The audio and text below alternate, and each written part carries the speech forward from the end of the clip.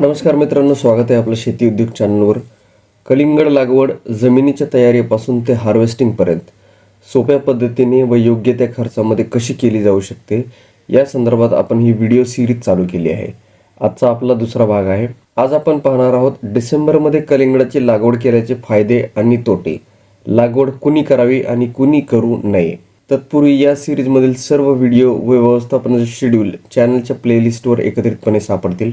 प्लेलिस्टची link description बॉक्समध्ये दिलेली आहे किंवा आपण या व्हॉट्सअप नंबरवर मेसेज करू शकता. तर चला सुरुवात करूया.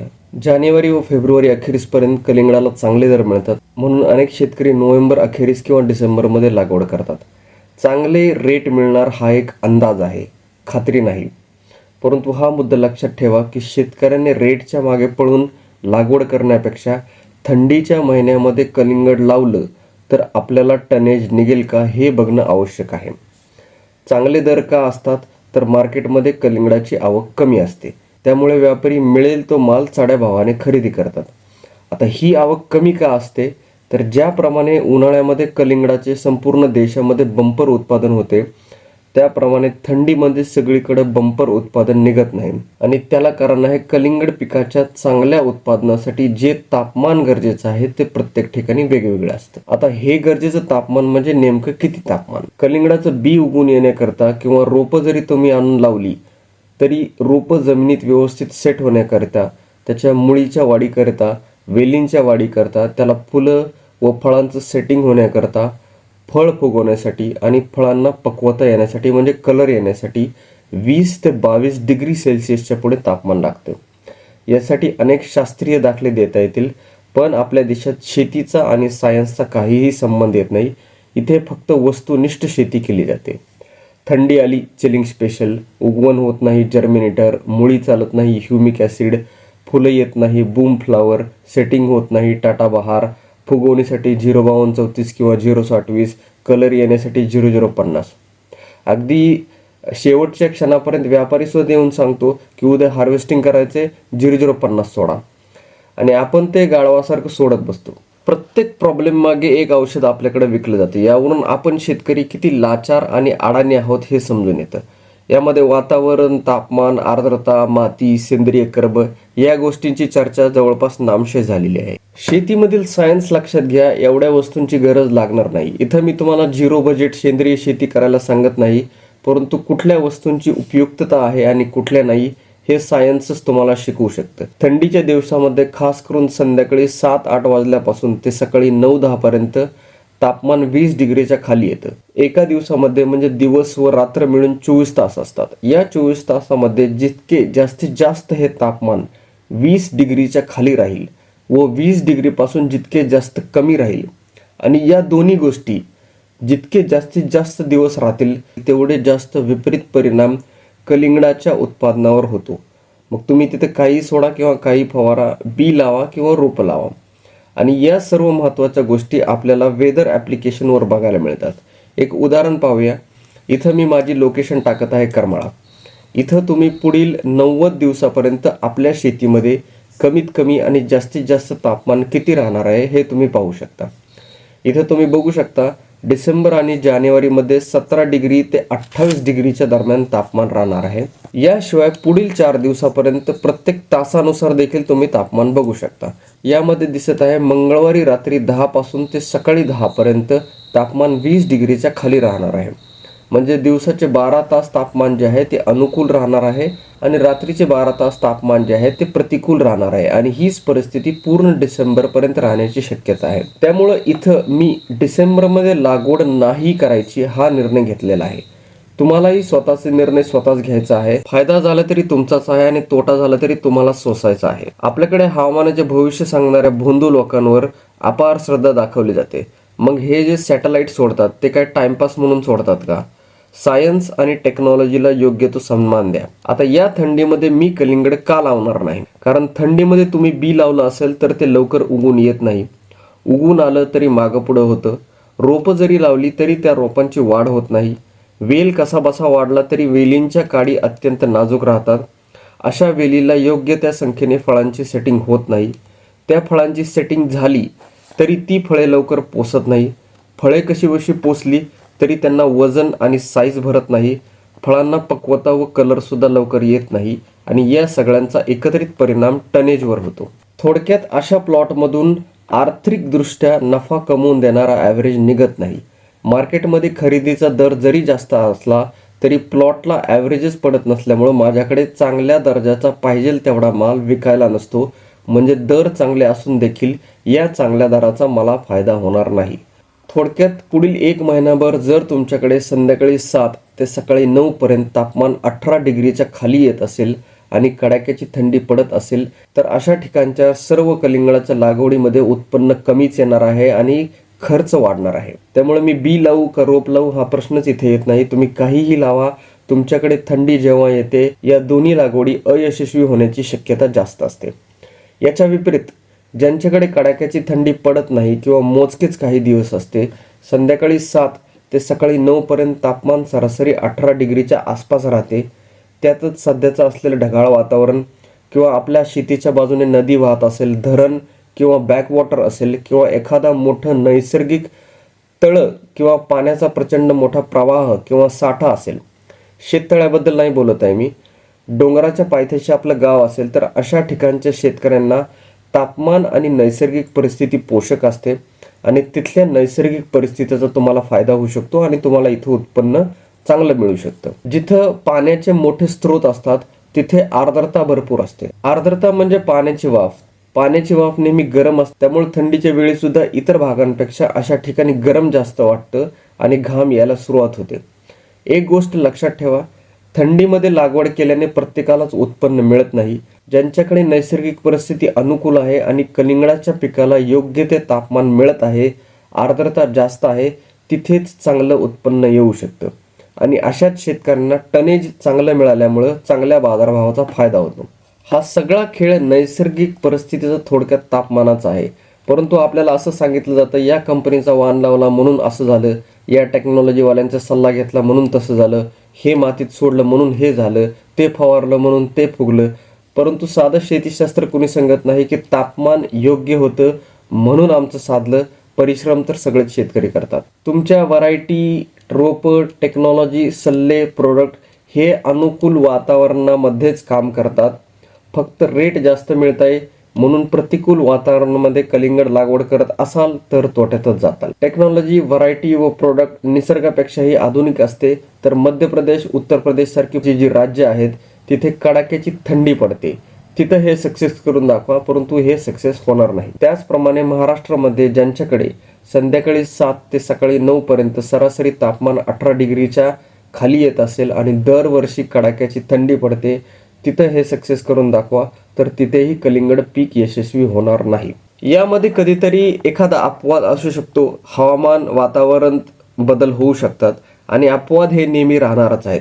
परंतु नेमकी हीच अर्धवट माहिती आणि अपवादाचं एवढं मार्केटिंग केलं जातं. यामध्ये नर्सरीवाले रोपं विकून पैसे कमावतात, दुकानदार व कंपन्या औषध आणि खतं विकून पैसे कमावतात, ऑनलाईन गायडन्सवाले एखादं प्रॉडक्टचं प्रमोशन, सल्ला किंवा कलिंगड लागवड ऑनलाईन कोर्स विकून पैसे कमावतात. त्यामुळे फार काही या कोर्सवाल्यांच्या नादी लागू नका. अशा कोर्सची सध्या लाटच येणार आहे. अशा कोर्स आणि जाहिरातीमधून शेतकऱ्यांना फक्त पैशाचं मुरुगजळ दाखवलं जातं.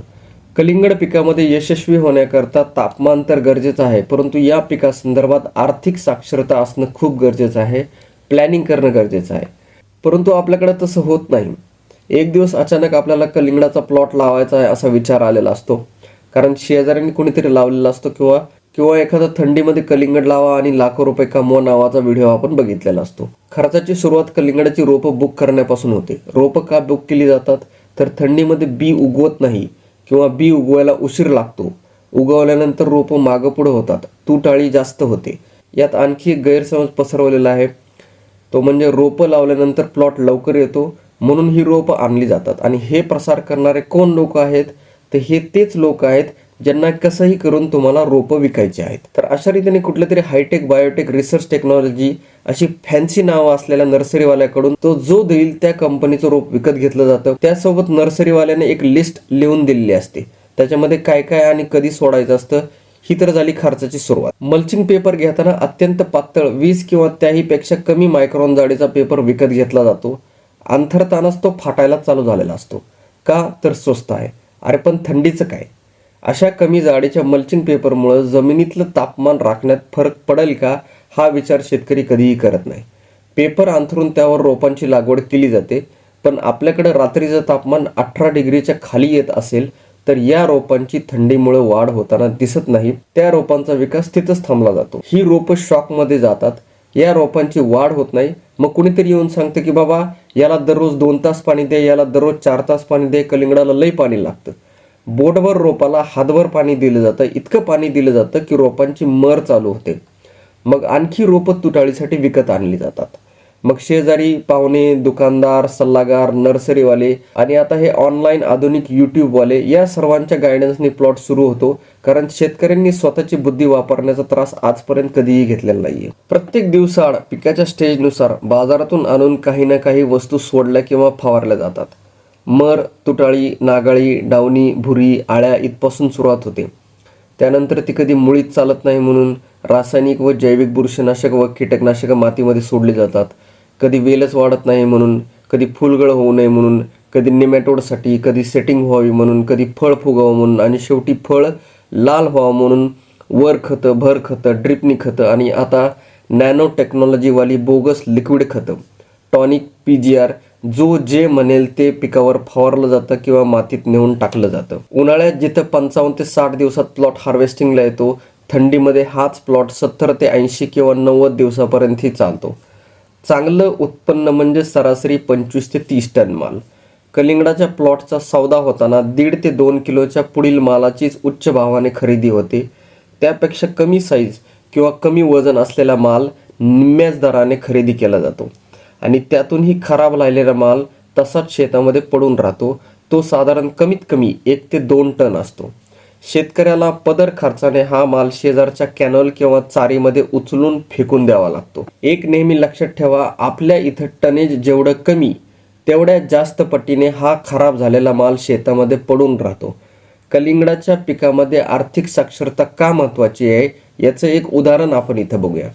ज्या वेळेस आपल्याला एकरी सरासरी 28 टन उत्पन्न मिळते, त्यातील साधारणतः 20 टन हा एक नंबरचा माल असतो, म्हणजे साधारण 1.5 ते 2 किलोच्या पुढचा. यालाच सगळ्यात जास्त रेट दिला जातो. आपण 13 रुपये हा एक चांगला रेट ग्राह्य धरून चालू. म्हणजे सरासरी 28 टन उत्पन्न, त्यामधील 20 टन माल 13 रुपयांनी गेला म्हणजे 2,60,000 रुपये.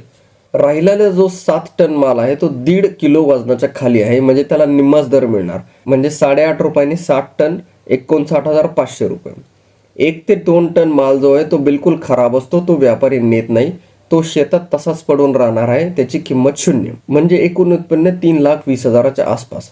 आपला खर्च किती होतो, तो खर्च जवळपास 85 ते 90 हजारापर्यंत येतो. हे 85,000 रुपये कुठं खर्च होतात याची एक लिस्टच इथं मी तुम्हाला देत आहे. त्यामुळे हे सांगू नका की एवढा खर्च होत नाही. एक वेळ जास्त होईल, परंतु कलिंगड हे पीक यापेक्षा कमी खर्चात होणार नाही. याच्यामध्ये नांगरट, रोटर, बेड काढणे, बेड घोळणे, बेसल डोस, ड्रीप अंथरणे, उसापायता गोळणे, मल्चिंग पेपर, मल्चिंग हातरण्यासाठी लागणारी मजुरी किंवा आजकाल जे नवीन ट्रॅक्टर आहे तो ट्रॅक्टरचा खर्च, त्याच्यानंतर मल्चिंगला होल पाडणे, त्याच्यानंतर ते जे आपण होल पाडतो त्या होलमध्ये माती भरणे, कलिंगडाच्या बियांचा खर्च, बी लावण्याचा खर्च, वॉटर सोल्युबलचा खर्च किंवा वॉटर सोल्युबलला जे आपण पर्याय वापरणार आहोत त्यासाठी काही खर्च होणार आहे. त्याच्यानंतर फवारण्या आल्या, फवारणीसाठी जो लेबर लागतं त्या लेबरसाठीचा खर्च, त्याच्यानंतर कलिंगडामध्ये आपण जे फळमाशीचे ट्रॅप लावतो त्या ट्रॅपचा खर्च, त्याच्यानंतर कलिंगड उगून आल्यानंतर किंवा रोपं लावल्यानंतर एकदा आपण गवत चिमटतो त्या गवत चिमटण्याचा खर्च. याशिवाय कलिंगड हार्वेस्ट करण्यासाठी जी मजुरी लागते ती तो व्यापारी आपल्याच पैशातून कट करतो. ती साधारणतः 400 रुपये प्रति टन प्रमाणे कट होते. म्हणजे 27 टन जर माल हार्वेस्ट केलेला असेल तर 400 रुपये टनाने जवळपास मजुरी 10,800 रुपये होते. ती आपण यातून वजा करू. म्हणजे एकूण नफा जो आहे तो साधारणतः 2-2.25 लाख रुपयाच्या आसपास राहतो. आता तुम्ही म्हणाल 3 महिन्यामध्ये जर 2.25 लाख रुपये राहत असतील तर यात वाईट काय आहे? परंतु लक्षात घ्या, हे मृगजळ आहे, ह्या गोष्टी कागदावरच्या आहेत. प्रत्येकाला 28 टन ॲव्हरेज पडतोच का आणि प्रत्येकाला 13 रुपये दर मिळतोच का? आता रेट तोच ठेवू 13 रुपये आणि टनेज थोडं कमी करून पाहू की काय होतंय ते. टनेज जर 15 टनावर आलं तर त्याची गणितं आता आपण बघूया. म्हणजे साधारण 10 टन हा चांगल्या प्रतीचा माल 13 रुपयाने गेला 1,30,000 रुपये. राहिलेला 3.5 टन माल जो आहे तो 1.5 किलो वजनाच्या खाली आहे, तो 8.5 रुपयांनी गेला, म्हणजे 29,750 रुपये. कलिंगड काढण्यासाठी जी मजुरी आहे ती साधारणतः 5,500 रुपये. आता हा सगळा खर्च वजा केला तर खाली किती रुपये राहिले, तर 70,000 रुपये. म्हणजे 28 टनावरून ज्यावेळेस तुम्ही 15 टनावर येता त्यावेळेस तुमचा नफा 2.25 लाख रुपयावरून फक्त 70,000पर्यंत येतो. आता आणखी थोडी गंमत पाहूया. 25 टनावरून तुम्ही 15 टनावर आले, आता 15 टनावरून आपण 10 टनावर येऊ, रेट तोच ठेवू 13 रुपये. हा सगळा खर्च वजा करून खाली किती रुपये राहिले, ते 8 ते 10,000 रुपये. म्हणजे ज्याने फक्त 10 टन उत्पन्न काढलं तो शेतकरी प्रॅक्टिकली तोट्यातच गेलेला आहे. आता हे सगळं आपण 13 रुपये रेट जो आहे तो गृहीत धरून चाललेलो आहे. एक काम करूया, आता हा दर कमी करूया आणि हेच रेट जेव्हा 7 ते 8 रुपयापर्यंत येतात त्यावेळेस 28 टन माल काढून सुद्धा जो राहिलेला नफा आहे तो साधारणतः 90,000 ते 1 लाख रुपयाच्या आसपास असतो. परंतु सांगताना खरी गणिते सांगितली जात नाहीत. सांगताना सांगितलं जातं 28 टन माल निघाला आणि 13 रुपयांनी गेला, म्हणजे 3,64,000चं गणित सांगितलं जातं. 10 ते 20 टन उत्पन्न काढणाऱ्या शेतकऱ्याला जेमतेम त्यांनी केलेल्या एवढ्या खर्चा एवढेच पैसे मिळतात किंवा ते जवळपास तोट्यातच गेलेले असतात. 3 महिने प्लॉट सांभाळून जर फक्त तुम्हाला 30 ते 40,000 रुपये मिळणार असेल तर महिना काय पडला, तर 10 ते 15,000 रुपये. तेवढा तर मजुराची पगारात जाते किंवा त्याशिवाय बारीक सारीक खर्च असतात. मोटार जळाली, पेट्रोल दुरुस्ती, देखभाल, हातात काहीही शिल्लक राहत नाही. इथं मुद्दा लक्षात घ्या, कलिंगडाचे दर काय राहतील याचे फक्त अंदाज असतात. त्यामुळे मी 13 रुपयाने विक्री केव्हा होते याचा अंदाज घेऊन कलिंगड लागवड करणार हा एकतर्फी विचार करू नका. ज्यांच्याकडे दरवर्षी कडाक्याची थंडी पडते, संध्याकाळी 7 ते सकाळी 9 पर्यंत तापमान 18 डिग्रीच्या खाली जात आहे किंवा अशी परिस्थिती डिसेंबर आणि जानेवारीपर्यंत राहत असते, अशा शेतकऱ्यांनी डिसेंबरमध्ये लागवड करू नये. अशा ठिकाणी खर्च करून सुद्धा उत्पन्नाचं टार्गेट साध्य करणं शक्य नाही. रेट जास्त आले काय आणि कमी आले काय, दोन्ही वेळी जर आपल्याकडे टनेज निघत असेल तरच त्यामध्ये फायदा आहे. कलिंगड पीक हे काही लॉटरी नाही आहे. आपल्याला प्रत्येक पिकामधून शाश्वत आर्थिक उत्पन्न कसं मिळवता येईल याचं प्लॅनिंग करणं गरजेचं असतं. आणि कलिंगडाचं नियोजन करताना आपल्याला अशा पद्धतीने आणि अशा तापमानामध्ये लावायचं आहे की आपल्याला कमीत कमी 25 टन उत्पन्न काढता आलं पाहिजे. आणि हे कलिंगडाचं टनेज जरी थोडं बहुत कमी आलं तरी त्याच बेडवर आपल्याला पुढचं पीक लावायचं आहे. इथं आपल्याला पुढच्या पिकाचा खूप मोठा खर्च वाचणार आहे.